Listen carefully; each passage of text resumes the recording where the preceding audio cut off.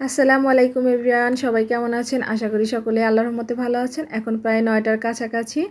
তো এখন তাজরিয়ান ড্রয়িং এবং গানের ক্লাসে চলে যাবে। তার জন্য তার প্রয়োজনীয় সামগ্রীগুলো নিচ্ছে, যেমন পানি ভরছে, ব্যাগ গোছাচ্ছে।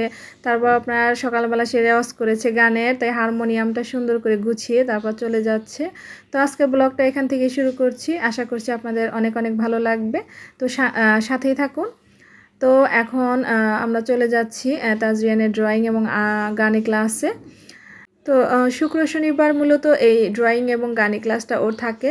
মূলত সপ্তাহে এই 2 দিনই ওর ড্রয়িং এবং গানের ক্লাস থাকে। তো আমরা একটা রিক্সা ডেকে নিয়েছি, এখন আমরা রিক্সাতে চলে যাব।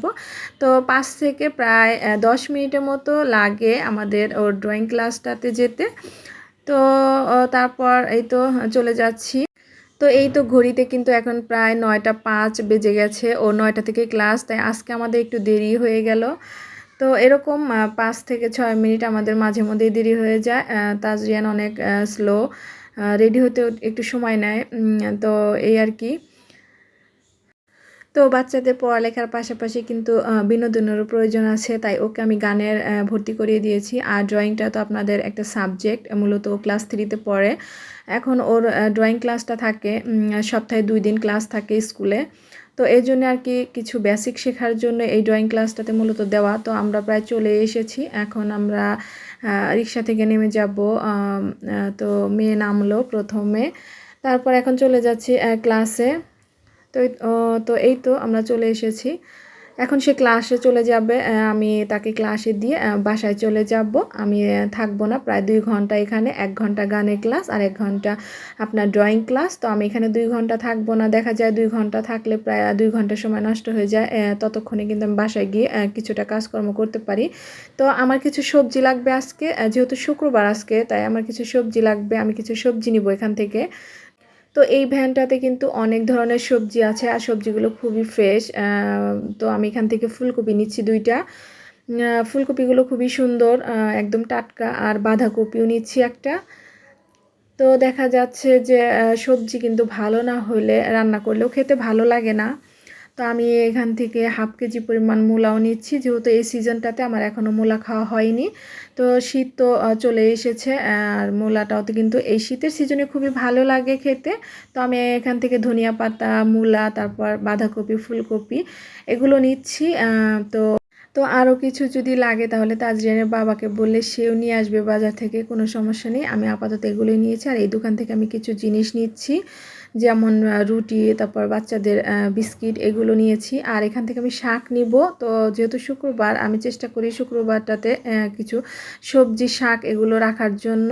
শুক্রবারে কিন্তু ফ্রেশ ফ্রেশ সবজি পাওয়া যায়, শাক পাওয়া যায়। তো আমি এখানে লাউ শাক দেখলাম প্রথমে, আমার লাউ শাকগুলো তেমন ভালো লাগলো না, তাই আমি এখান থেকে পালং শাক নিচ্ছি। পালং শাকগুলো খুবই ফ্রেশ ছিল। তো আমি এখানে 2 মুঠো পালং শাক নিয়েছি। এক একটা নিয়েছি আমার কাছ থেকে 20 টাকা, আমি 2 মুঠো নিয়েছি 40 টাকা দিয়ে। তো এখন আমি বাসায় চলে যাব, আমার বাজার করা শেষ। তো আমি একটি রিক্সা নিয়ে চলে যাচ্ছি বাসায়। এখন দেখা যাচ্ছে বাসায় গিয়ে আমাকে আবার রান্নাবান্না করতে হবে দুপুরের জন্য। তো এই আর কি, সকালবেলা ডিউটি মায়েদের স্কুলে দেওয়া বাচ্চাকে, আবার দেখা যায় ড্রয়িং গানের ক্লাস থাকলে সেটাতেও বাচ্চাদেরকে নিয়ে যাওয়া, তারপর নিয়ে আসা, এগুলোই মায়েদের আর কি মূলত ডিউটি থাকে, প্রতিদিনের ডিউটি বলতে পারেন। তো এই তো আমি চলে যাচ্ছি, প্রায় কাছাকাছি এসেছি বাসার। তো বাসায় গিয়ে নাস্তা করব, তারপর আবার দুপুরে রান্নাবান্না করব, আবার মেয়েকে নিতে আসব। তো এই জন্যই আর কি তাড়াহুড়ো করে যাচ্ছি, আর দেরি করছি না। এই তো আমি এখন রিক্সা থেকে নামবো, রিক্সাওয়ালা মামাকে টাকা দিচ্ছি। আর এখন আমি অলরেডি বাসায় চলেও এসেছি। যেহেতু আজকে শুক্রবার, তাই মেয়েরও কোনো ক্লাস নেই, অর্থাৎ বড় মেয়ের কোনো ক্লাস নেই। তাই বড় মেয়ে বাসায় আছে, দরজা খুলে দিল। তো আমি ভিতরে আসলাম। তো এই বাজারগুলো এখন আমি সুন্দর করে কেটে পরিষ্কার করে নিব। তো আমার কিন্তু এগুলো কেটে পরিষ্কার করে নেওয়া হয়ে গেছে। তো এখন প্রথমে আমি শাকটা বসিয়ে দিচ্ছি। শাকটা আমি ভাজি করব, তার জন্য এখানে প্রথমে আমি শাকটাকে ধুয়ে পরিষ্কার করে ছোট করে কেটে নিয়ে কাঁচা মরিচ, তারপর আপনার লবণ দিয়ে ভালোভাবে শাকটাকে সেদ্ধ করে নিচ্ছি। তো আমি এভাবেই রান্না করি। তো এখন আমি শাকটা সেদ্ধ হয়ে যাওয়ার পর পানিটাকে একদম ঝরিয়ে নিচ্ছি। আর আমি প্যানে দিয়ে দিচ্ছি একটি শুকনা মরিচ। তো শাকে কিন্তু শুকনা মরিচ খেলে ভালো লাগে, তাই শুকনা মরিচটা ভেজে নিচ্ছি মচমচে করে। তারপর আপনার শুকনা মরিচটা ভাজা হয়ে গেলে আমি পেঁয়াজ রসুন দিয়ে নিব। আর পেঁয়াজ রসুনটাকে ভালোভাবে লালচে করে ভেজে নিতে হবে। শাকটাতে কিন্তু আপনার রসুন আর পেঁয়াজের পরিমাণটা দিলে খুবই ভালো লাগে খেতে, তাই আমি পেঁয়াজ আর রসুনের পরিমাণটা একটু বেশিই দিয়েছি, আর তেলের পরিমাণটা একটু বেশি দিয়েছি। শাকে তেলের পরিমাণটা একটু বেশি লাগে। তো দেখতেই পাচ্ছেন লালচে করে ভাজা হয়ে গেছে। এখন আমি শাকগুলো পানি ঝরিয়ে দিচ্ছি আর ভালোভাবে নেড়ে চেড়ে ভালোভাবে ভেজে নিচ্ছি। এই পর্যায়ে কিন্তু শাকের লবণটা টেস্ট করে নেবেন। শাকের লবণটা টেস্ট করার পর আমার মনে হচ্ছে আর কিছুটা লবণ লাগবে, তাই আমি শাকটাতে আর কিছুটা পরিমাণ লবণ দিয়ে নিচ্ছি।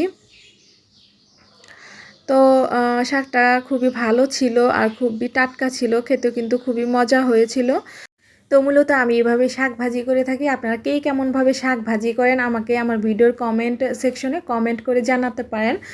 তো আমার শাক ভাজিটা হয়ে গেছে, এখন দেখতেই পাচ্ছেন শাক ভাজির ফাইনাল লুক। তো আমি এখন পরবর্তী রান্নাটাতে চলে যাব। আমি এখন রুই মাছ দিয়ে ফুলকপিটা রান্না করে নিব। তো এই সিজনে কিন্তু ফুলকপিটা খেতে খুবই ভালো লাগে, যেহেতু এটা শীতের সবজি। তো প্রথমে পেঁয়াজটাকে হালকা করে ভেজে নিচ্ছি, আর এখন আমি আদা রসুন দিয়ে দিব। আদা রসুন বাটাটাকে ভালোভাবে ভেজে নিচ্ছি, এতে করে কাঁচা গন্ধটা চলে যাবে। তো এখন আমি সব ধরনের মশলা দিয়ে দিব, স্বাদমতো লবণ, হলুদের গুঁড়া, মরিচের গুঁড়া, ভাজা জিরার গুঁড়া, এই সব মশলা দিয়ে ভালোভাবে মশলাটাকে কষিয়ে নিব। তো কষানোর সময় আমি একটু পানি দিয়ে কষাবো, এতে করে মশলাটা পুড়ে যাবে না। তো পানি দিয়ে ভালোভাবে মশলাটাকে কষাতে হবে। যে কোনো তরকারিতে যদি আপনি মশলাটা ভালোভাবে কষান তাহলে কিন্তু তরকারিটা খেতে খুবই ভালো লাগে। তো ঢাকনা দিয়ে আমি 3 থেকে 4 মিনিট কষিয়ে নিব। তো কষানো হয়ে গেছে এই পর্যায়ে। তো আমি এখন মাছগুলো দিয়ে দিচ্ছি, আর মাছগুলো দেওয়ার পর আমি একটু নেড়ে চেড়ে মশলার সাথে মিশিয়ে নিব। তো ভালোভাবে মিশিয়ে নেওয়ার পর আমি এখন এখানে পানি দিয়ে মাছটাকে কষিয়ে নেব। মূলত আমি তাজা মাছটা এভাবেও রান্না করি, আবার দেখা যায় আমি হলুদ মরিচের গুঁড়া দিয়ে মাখিয়ে ভেজেও রান্না করি। তো আজকে আমি এভাবে রান্না করছি, যেহেতু আবার মেয়েকে আনতে চলে যেতে হবে। তো আমি একটু তাড়াহুড়া করে দুপুরে রান্নাটা সেরে নিচ্ছি। তো আমি মাছগুলো কষানোর পর আমি তুলে নিচ্ছি। এখন আমি ফুলকপিটা ভালোভাবে কষিয়ে নিব। তো ফুলকপিটা নেড়ে চেড়ে মশলার সাথে ভালোভাবে মিশিয়ে নিচ্ছি। নেওয়ার পর আমি 5 থেকে 6 মিনিট এই ফুলকপিটাকেও ভালোভাবে কষিয়ে নিব। তো দেখতেই পাচ্ছেন কষানো কিন্তু হয়ে গেছে, একদম পানিটা শুকিয়ে গেছে। তো এই পর্যায়ে আমি ঝোলের জন্য পানি দিয়ে দিব। আপনি যতটা ঝোল রাখবেন তার পরিমাণ মতো পানি দিয়ে নেবেন। তো আমি বেশি পানি দিব না, যেহেতু আমি ভালো মতো ফুলকপিটা কষিয়ে নিয়েছি। তো এর জন্য আমি অল্প পরিমাণে পানি দিয়ে দিচ্ছি। এখন আমি হাই হিটে রান্না করে নিব। চুলা আঁচটাকে হাই হিটে রান্না করলে ফুলকপিটা ওভারকুক হয়ে যাবে না, একটু টাটকাই থেকে যাবে। তো আমি কাঁচামরিচ দিয়ে ভালোভাবে রান্না করে নিচ্ছি। এখন আমি মাছগুলো দিয়ে দিচ্ছি।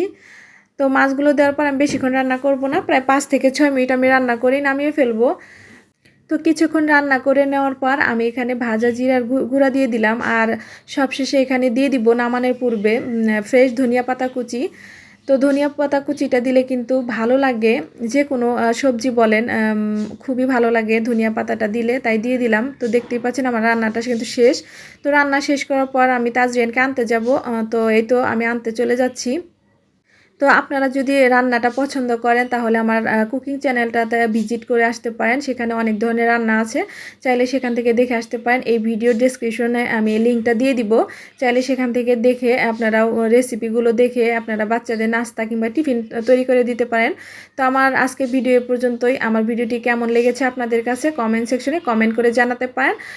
তো আজকের মতো এখানে বিদায় নিচ্ছি, সবাইকে ধন্যবাদ, আল্লাহ হাফেজ।